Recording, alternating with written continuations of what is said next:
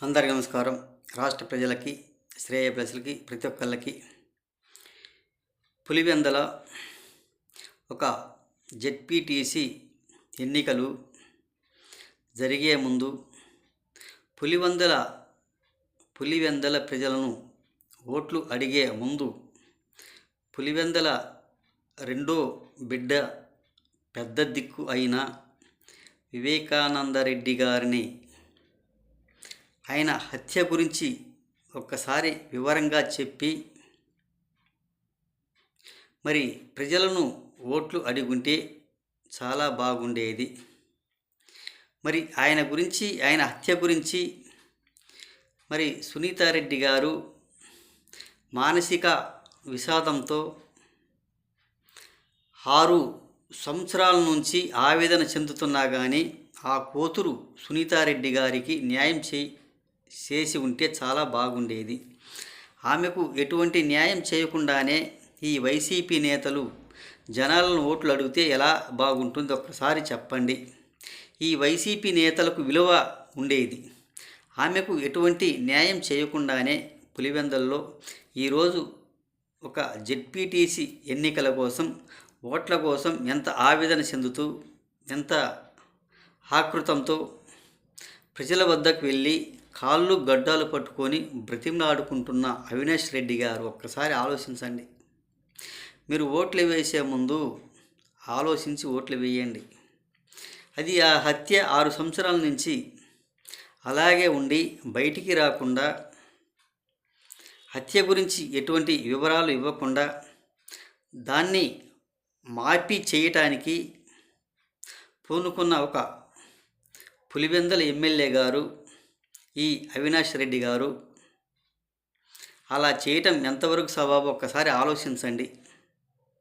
పులివెందుల ప్రజలు, పులివెందుల మండల ప్రజలు, ఆమె కూడా ఒక మహిళే కదా, ఆమె కూడా ఒక మీలాంటి తోడపుట్టిన చెల్లే కదా. ఆ చెల్లి గారికి ఇంత అన్యాయం చేసుకుంటూ ఇలా ఓట్లు అడిగితే ఆ కేసు ఏమవుతుంది, ఎలా అయిపోతుంది, ఆమె బాధ, ఆమె ఆవేదన ఒక్కసారి ఆలోచించండి. ప్రజలు కూడా మీరు ఓట్లు వేసే ముందు ఆమెకు ఎటువంటి న్యాయం చేయకుండానే ప్రజలు ఓట్లు అడుగుతున్నారు. ఈ జెడ్పీటీసీ ఎన్నికలకు అంత హడావిడి చేయవలసిన అవసరం ఏమి? అయినా ఈ జెడ్పీటీసీ ఎన్నికల ఫలితాలు వచ్చిన తర్వాత ఒకవేళ వైసీపీగిన జెడ్పీటీసీ గెలిస్తే ఏమైనా నారా చంద్రబాబు నాయుడు గారిని గద్దె దింపుతారా? ఒక్కసారి చెప్పండి. దింపలేరు కదా. ఆయన ఏమన్నా పదవిలోంచి తీసివేయలేరు కదా. ఓన్లీ జెడ్పీటీసీ ఎన్నికలు జరుగుతున్నాయి. దానికి ఇంత ఆవేదన, ఇంత బాధపడుతూ, ఇంత హడావిడి చేసుకుంటూ ప్రజలలో తిరగవలసిన అవసరం ఏమి? ఒక్కసారి చెప్పండి. ఎలా తిరుగుతున్నారో, ఏ విధంగా తిరుగుతున్నారో ఒక్కసారి ఆలోచించండి. అదే మహిళ కోసం ఒక ఆడబిడ్డ, ఒక ఇంటి ఆడపిల్ల, ఆ పిల్ల బాధ కోసం ఆలోచించండి ప్రజలు. మీ ప్రతి ఒక్కళ్ళకు తెలిసిందే కదా ఆ మహిళ గురించి, ఆమె ఆవేదన గురించి. ఆమె కేసు ఏమైపోయింది కూడా చెప్పకుండానే ఇలా ప్రజలలోకి వచ్చి ఓట్లు అడుగుతున్నారు. గతసారి కూడా ఏదో ఎన్నికలలో మంచాలు వేసుకొని ఈ అవినాష్ రెడ్డి అనగా పులివెందుల ఎమ్మెల్యే జగన్మోహన్ రెడ్డి గారు అనగా 2-3 మంచాలు వేసుకొని ధీటుగా పడకలు వేసుకొని పడుకున్న రోజులు కూడా ముందున్నాయి. అదేవిధంగా ఒక జెడ్పీటీసీ ఎన్నికల కోసం ఇంత హడావుడి చేస్తున్నారంటే ఎంతవరకు సబబు ఒక్కసారి ఆలోచించండి. ఈ ఎన్నికలు జరిగినంత మాత్రాన ఎవరికి ఏమీ అవ్వదు కదా, ఎవరికి ఏమీ జరగదు కదా. ఒక్కసారి ఆలోచించండి.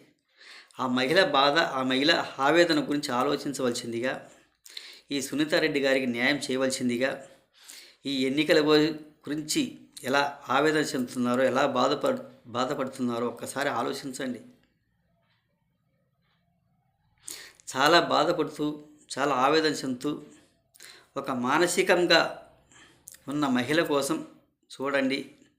6 సంవత్సరాల నుంచి ఎలా ఆవేదన పడుతుందో, ఎలా బాధపడుతుందో, మరి మీ దగ్గరికి వచ్చి ఎలా ఓట్లు అడుగుతున్నారు వాళ్ళు అని తెలియజేస్తూ ఈ ఎన్నికల గురించి మన ముఖ్యమంత్రి పర్యులు నారా చంద్రబాబు నాయుడు గారికి ఆయన పదవి నుంచి కిందికి దింపేది లేదు. ఆ సీట్ నుంచి జగన్మోహన్ రెడ్డి గారిని కూర్చోబెట్టేదంటూ ఏమీ ఉండదు. ఒక్కసారి ఆలోచించండి. అంత బాధపడవలసిన అవసరం లేదు.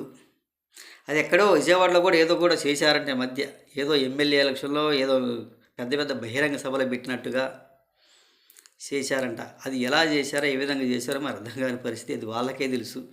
ఒక పులివెందుల జెడ్పీటీసీ ఎన్నికలకి అంత హడావుడి చేస్తున్నారంటే ఒకసారి ఆలోచించండి అని తెలియజేస్తూ, రాష్ట్ర ప్రజలకి, శ్రేయస్ ప్రతి ఒక్కళ్ళకి ఆమెకు పులివెందుల ప్రజలు న్యాయం చేయండి, ఆ కేసు గురించి మాట్లాడవలసిందిగా 6 సంవత్సరాల నుంచి ఆవేదన పడుతుంది అని తెలియజేస్తూ ప్రతి ఒక్కళ్ళకి హృదయపూర్వక ధన్యవాదాలు.